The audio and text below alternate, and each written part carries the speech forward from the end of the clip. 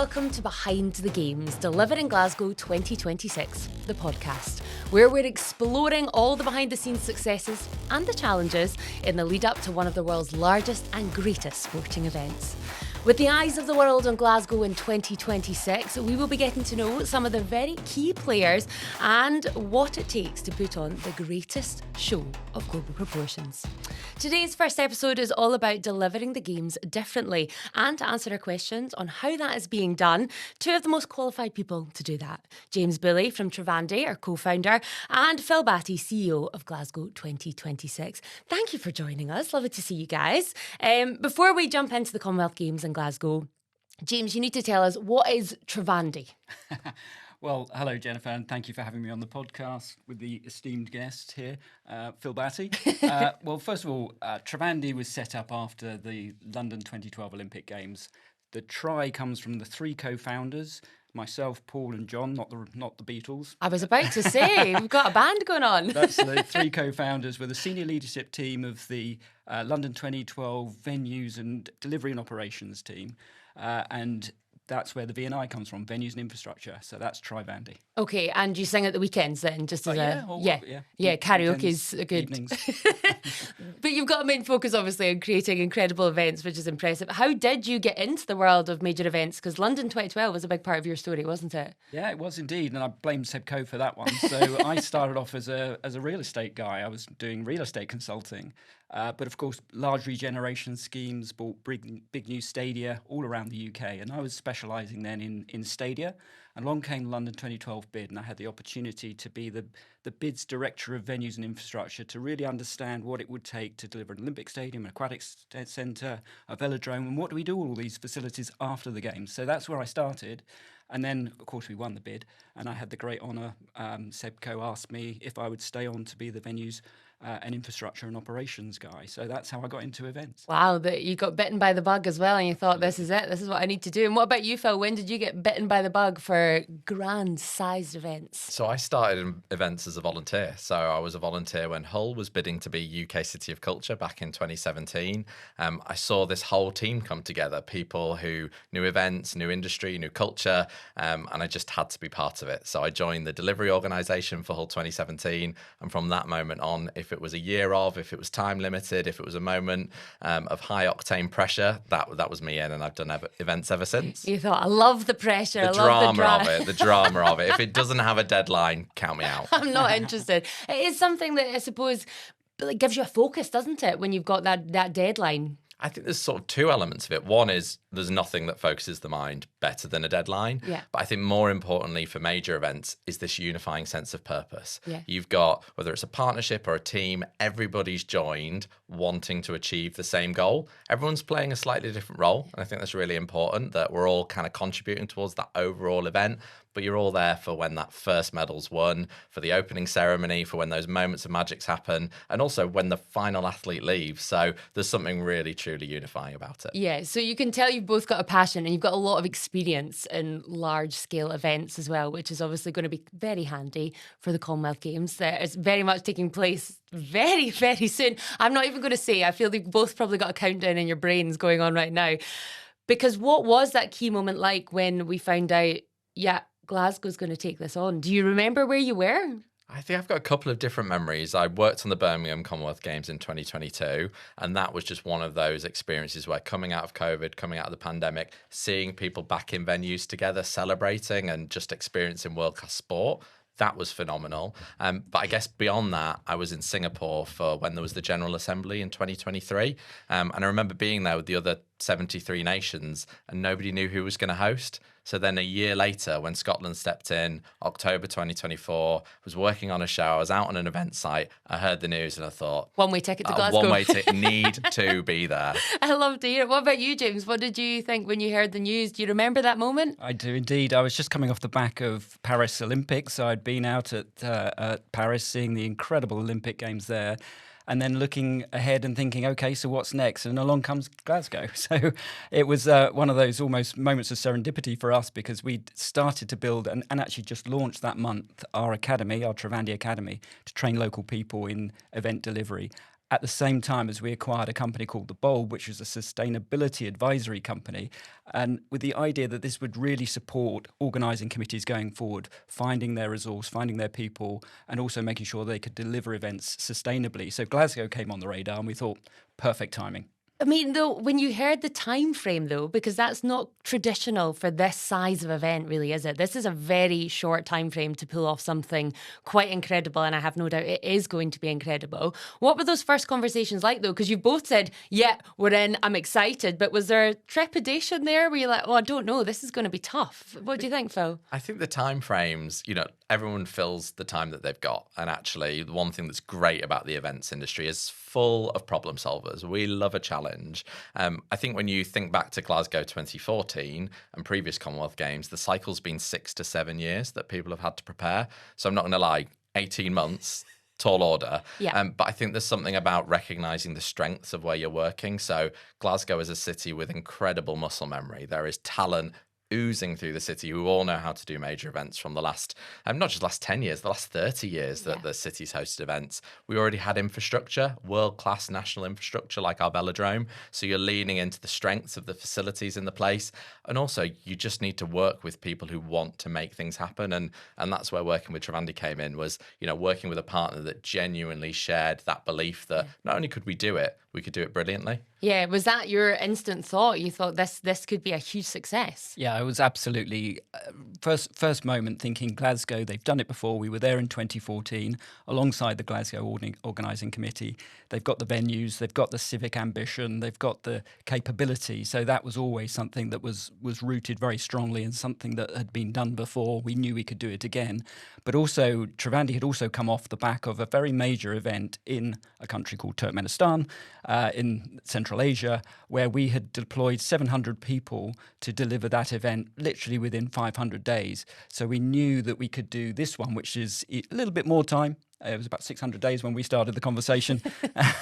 And we would have required to mobilise a large team of people, but being in the UK made that much easier for us to do it. Yeah, of course. But how did this partnership come about, though? How did Travandi and the Games sort of team all come together? How did that happen? We were looking for the right type of partner to help us deliver the event. I think one of the big things that was different for these games was we wanted to use the expertise of industry. Of course. We didn't have time to scale up to an organising company that every single role was delivered in-house. We knew that actually there were amazing people who are out there that know how to do events and do them every day. So hearing from James, hearing the opportunity to have an event delivery partner, that was just common sense, because actually it means that we're sharing expertise, we're sharing learning, we're sharing resources. So you're really just building out a team and building out a partnership, and that's what's happened here for this relationship. Do you remember sort of day one meeting, though, when you're on board, you're working together, and you kind of come into a very empty office and you think, I was very optimistic, I'm now a wee bit scared. Do you remember, what were those first day conversations like? I feel like you're like, no, we had this all along. Phil. I genuinely can remember that we had these amazing 2 days where we kicked off the partnership together. And around the table, you had just this group of, I think there was about 18 of us at that moment in time from both teams going, we could do this. There's the right people in this room with the right will, with the right expertise that are ready to give it a go. And I think the thing that I took from that first meeting was we also all shared the same values. There was a real commitment to not just what we were doing, but the way we were going to do it and how we were going to do it. And, we've grown a lot bigger since. There's about 300 of us now between the two teams putting the event on. But that same values-based approach is still there. You knew something special was there then when everyone comes together and they're on the same page. You're ready to take not only was on. something special there, I think there was also shared ambition. Yeah. And I think, Glasgow and Scotland are very proud hosts. Oh, yeah. And therefore, when you take on an event, you've got a heck of responsibility that you're doing to protect the reputation that's been hard earned. And I felt between Travandi, the organising company, we both shared that respect for Glasgow, that honourability that Scotland had done in terms of being brave and stepping forward, and that now has come part of the course for delivering the event. We like to host a party in Glasgow. We're very much on board for that. But James, from an operational perspective though, how do you tackle that beginning stage? Like probably from a more sort of strategic point of view, what actually is involved? Well, of course, a lot of it is about people. So you have to find brilliant people. And I think answering the last question as well, for us, when we were coming into this, we needed to know that the leadership within Glasgow would be a great fit for us. And as Phil says, the values were there, but also the capability and the experience and the senior team that Phil had pulled together, and many of which have come through the Commonwealth Games for many years and have worked in Birmingham and of course, great experience in Scotland and Glasgow. So that gave us the confidence that it really starts from there, that you've got the right team at the senior leadership level that can help jointly together devise and deliver strategy. But then for us, having the confidence that we had the right contract and sort of basis of the appointment as a partnership for us was really important. Where we can make the most impact and affect the most change is when we're sitting alongside the organising committee as their people, as one team. That makes us much more effective and much more capable. And in the timescale we've got with an immovable deadline, you have to get those things right from the outset, because you haven't got time to re-explore, reset, or redo what you're trying to achieve. Yeah, you've got the world's eyes that are going to be on you regardless. So you've got to do something. You've got to make sure it goes right. And in terms of the logistics of that, though, from a sort of totally outside perspective, do you need to then phone up the venues and book them out? It's kind of as simple as that, or is this a whole you get in touch with the council, you have to go for a bigger plan here? Am I being too simplistic, James? Well, of course, the venues were pretty much secured there at the time at You've which told the them model they've was got to be busy. going to be Yeah. devised for what's going to be delivered in Scotland. So I can't credit Travandi with that. That was Phil and the team from Glasgow. The key thing for us is then, how do you make those venues work? What's the additionality you need, what we call overlay? What are the additional seats or fencing or search areas that you need to go through before you go into a venue? What does that all have to be? How do you design that? How do you procure it? How do you get it on site in time? How do you lay it out? Then how do you train the teams? How do you recruit the local people who will be overseeing and managing the venues? That's the jobs that we were working through. Yeah, and did you personally make the calls to the Hydro to kick Beyonce out, or no, you didn't have to do that? Sadly, I didn't have to make those calls. Actually, what was really important was Commonwealth Games Scotland. So every single one of the 74 nations and territories has a Commonwealth Games association.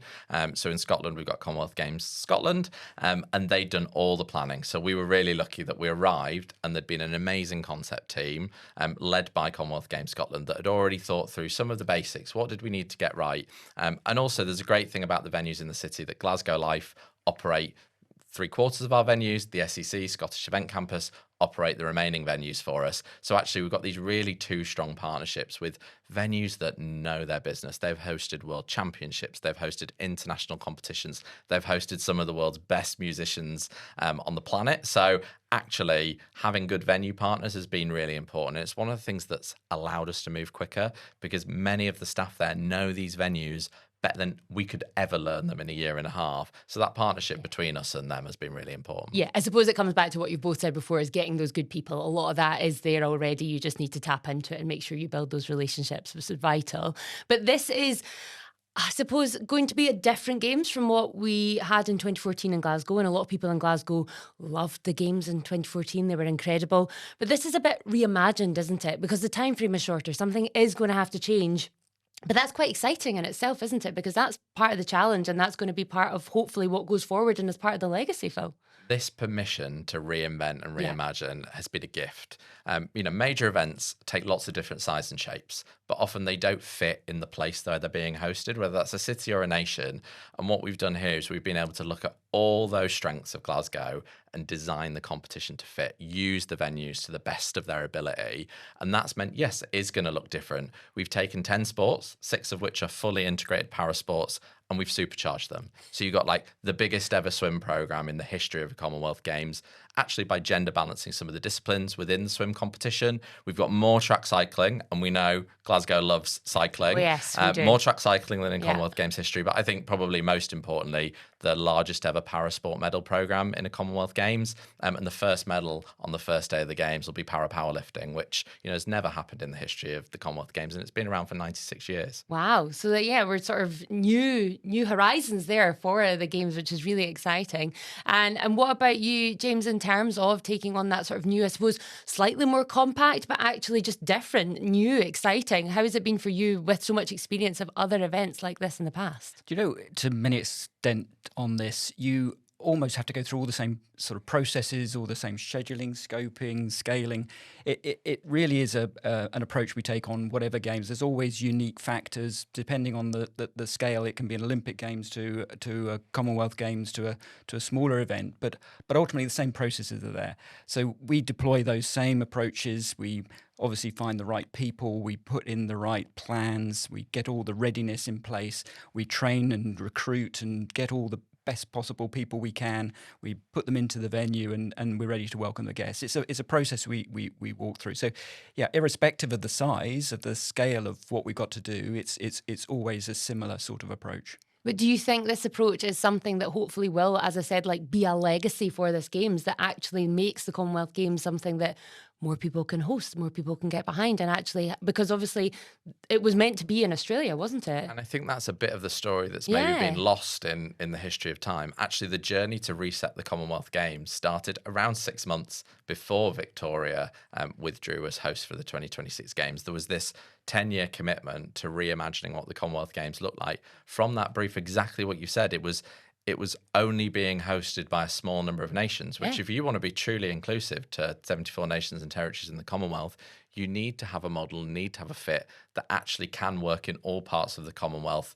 And that's exactly what this journey's been on. What this has done is this has sped that process up. This has given us that kind of blank sheet of paper, but also with a trusted partner in Glasgow and Scotland to go, let's show what best looks like. Let's show what a new blueprint, a new prototype looks like. But this journey won't be done once we finish at the end of the Glasgow Commonwealth Games. India's now been announced as the host for 2030. The competition will open for 2034. We've got Malta hosting the Youth Games in 2027. So there's a real sense of that new trajectory. And I think this is the next decade that will shape the next 100 years of Commonwealth sport. I think that's so exciting, though. That's reigniting that excitement, because I think maybe there was some hesitation around hosting this style of games and thinking the cost and the infrastructure and there's so much to do. But actually, you're proving, and you're going to prove by these games coming off so beautifully, is that it can be done, and it is a much better, sustainable way to do it, James. Yes, I think that's right. And I think importantly, you have to take away from this that it's not one size fits all across every single event. So depending on the city and its infrastructure and its city investment plans and what they're looking to do in terms of why they want the games, you have to kind of start there, and that then frames what sort of an infrastructure program or a venue program or a scale of games that actually you can deliver. So India being the next one after, of course, in Ahmedabad after Glasgow, that's going to be a very different games again. And the idea behind all of this is the Commonwealth sport level now is that they call this a host collaboration agreement, not a host city contract. And that's quite key because the word collaboration is in there. So you're collaborating with the local host city to work through what is the right plan, right benchmark, the right blueprint for what they're going to deliver. Yeah, absolutely. And there's so many great things that you can tap into if you're smart about it. And that's what's happening right here in Glasgow. Has it been a straightforward process? Because, I mean, it seems like you're very much on top of it, but there's got to have been challenges along the way. The time frame's obviously a big one, but is there anything that surprised you so far? I think the combination of how do you build a team at super speed? Sure. So the ability to kind of bring these wonderful, incredible, inspiring human beings together, but also create that high performance culture. I think that's the thing that, has really struck me is how do you assemble not only the best people, but how do you make sure that they work as one unit and one team? I hope they're listening. You're really giving them a lot of compliments they're here. It's so they're good. awesome. They're awesome because actually everyone brings a different perspective. And, there is an amazing major events industry out there that people go from event to event to event. Yeah. And that's wonderful. And that's a really great career journey for people. And actually things like the Travandi Academy are great because they're introducing new people to that.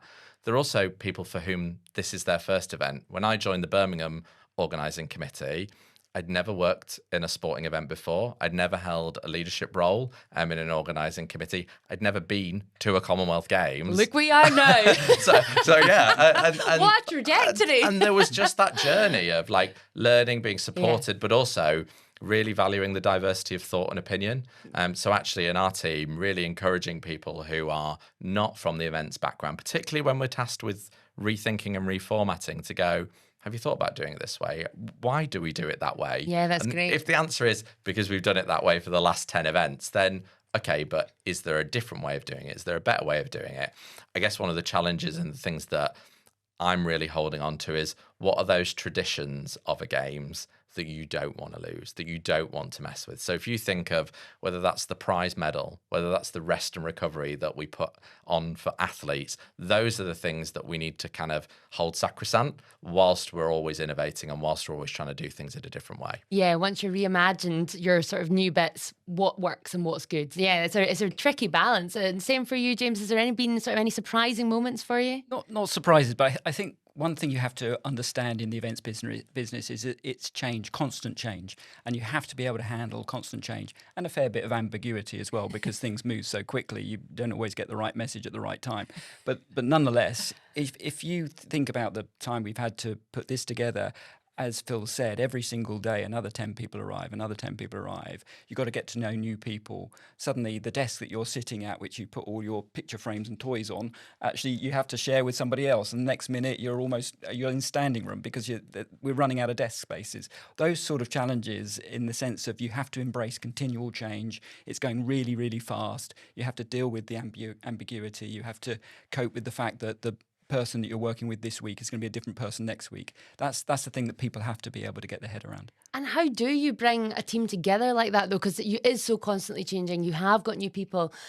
Is it challenging to sort of get a good team bonding, a team ethos there? I mean, I'd imagine for me, I know the Commonwealth Games, I'm excited by the Games. I think it's going to be a brilliant event. So actually maybe getting that excitement within a team is not difficult when the end point is so exciting. But has it been a challenge to sort of bond everybody and make them feel ready to go and give them your best? I think you start with everybody's taken the job with good intentions. Sure. Everybody, and many people, I think it's important to recognise, have left a permanent job to come and take this time limited job to work on this event. And that might be because it's their home city and therefore they felt just this incredible passion that they wanted to be a part of it. Yeah. Might be they saw the Commonwealth Games in 2014 and wanted a front row seat, and the best place for that front row seat is right in the delivery team. Or it could be because this is their industry and the major events industry is where they're building their career. I think recognizing that different people are here with different objectives is really important, because actually you can then understand how, as an organization, as a leader, you can support them to get the best out of this opportunity, especially when it's 18 months. I think the other thing is just lots of humor. Yeah. Like, you know, events are comedy. The things that happen behind the scenes that will never make. There's a reason we don't do a behind the scenes documentary. We do a podcast. I feel like we should be making that happen. There have been moments which none of us will ever want to talk about. But just and out of those moments is mainly like the problem solving, you know. And actually, when you do think back to those things, at the time, it felt like the world was falling around you. Yeah. And when you're having a few drinks, a couple of years later, reflecting back on them, you can find humour in it. And I think bringing that humour into the workplace is so important. It gives you good stories at the end of the day, doesn't you'll it? You'll never be short of some dinner chat. I feel like I could prod you all day here and I wouldn't ever find out the true stories that really happen behind the scenes. But would you agree with that, James? It's about sort of finding that sort of that shared human experience. I think so, but also very importantly here, there's a higher purpose. And that's why so many people have left their permanent jobs, want to be part of this. One thing I've learned through many, 25 years now, being in the events industry, is that when you finish an event, you feel incredibly proud, because everybody that you've been helping to enjoy those games, to have those experiences, to create those memories, everything builds civic pride, builds this great momentum. You've had these moments where you've seen these incredible athletes achieving extraordinary things on the world stage, competing. And the other part to that is that you don't necessarily just think Scotland or UK or wherever you're particularly from. You actually think like a global community. You're united, you're together, you're seeing these extraordinary performances from people all over the world. You get connected to them. That's what creates these incredible experiences. And to be part of that and to know you were, whatever small part you might have had playing in terms of either directing someone into a venue or running around trying to serve burgers or give away drinks or whatever, that is an important part of whatever you've done that contributed to this extraordinary outcome. And so that's what bonds people together and why people do it. And then people keep doing it, even though it's incredible pressure at times. I mean, I feel motivated after that, James. Like, yes, absolutely. Every single person matters and it comes together, it forges you together, which is incredible. What's it like being working together? I'm going to put you both on the spot here. I feel like you probably end up having to do a lot of conversations, a lot of meetings, a lot of podcasts, a lot of chats. Are you getting on all the time? Anything you want to get off your chest at the moment? No, you worry. Talk to each other. You okay? You have to build trust really quickly. And I think one of the things that is the strength of our relationship is we are very open, honest communicators. So we'll talk about the things that are working brilliantly, and actually it's really important to celebrate those moments that are working brilliantly. And if there are challenges, it'll be because we haven't quite got things in sync, and we'll work through them and we'll figure that out, because there is no winning if you don't win together. And therefore, it is really important that we do strive for delivering the best possible event we can. I also think there's a lot to learn. You know, I'm leading an organization, James is leading an organization. Sharing that experience and having someone who you can talk to, who you can learn from, who you can draw their experience into your own day-to-day work is just equally as important. It's a beautiful marriage. It is fabulous. I'm not sure James would want to be married to me. Partnership is how I describe this. I've just married you off, apparently. So, but do you think a similar experience, James? Has it been sort of a nice thing to be able to work together? Yeah, absolutely. And look, Phil comes from a different background to the background I come from, in the sense of how we came to the games. I'm learning a lot from Phil. I hope he's learning a little bit from me. But as Phil said, to us, it's about how do you come together, and 2 + 2 makes 5. You know, it's the sum of the parts. And I think that's what's been really great for this, is that, you know, I come with a lot of experience of venues and venue operations. Phil has a much broader creative mind and brain across a lot of things than I would have. And when you put those sort of things together, great things can come from it. And that's what I've enjoyed working with Phil. We spent 4 hours in a meeting room yesterday together, and we're still sitting here today. So you still look it like must you be okay. like each other. It's So well also, done. That creative comment is also code for I have great ideas every day. Like, I am always one to go, but we could. Is it impossible, or is it just difficult? And the great thing about Travandi is difficult isn't a problem. They'll move mountains to make sure that you can make anything happen, as long as there's the time. I love that, though. I think you've both got that same sort of can-do, we're going to do it, and we're going for the best sort of attitude, which is so important.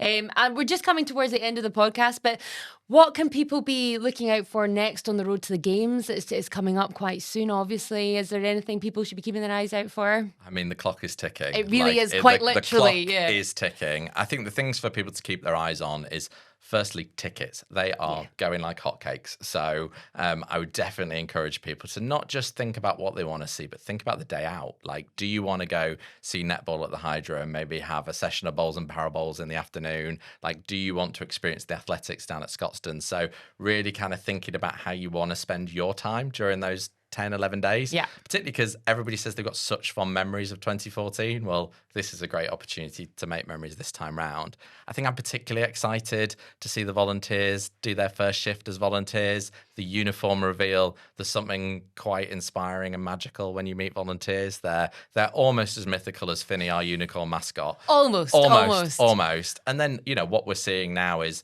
the community really getting behind the project. You know, the festival fund, which is for small sports clubs, community groups, arts organisations to come together and celebrate over 10 weeks around the games. That's all underway. So yeah, there's lots in there, not just the 11 days themselves. I mean, yeah, I'm excited, honestly, just hearing that, and a bit exhausted. There's so much going on. It's amazing. And James, for you, again, is there a lot of work still to be done in the next few months? Sure, and I think the big thing for us at the moment is a big recruitment drive to try and find more people who can join the team. We've got over 134 roles still available to people to apply for. So people are certainly from Scotland very welcome if we can find you to come along and join the team. That'd be fantastic. Yeah, absolutely, because everyone is important, and we've learned that today. Gents, thank you very much for joining me on our first ever podcast.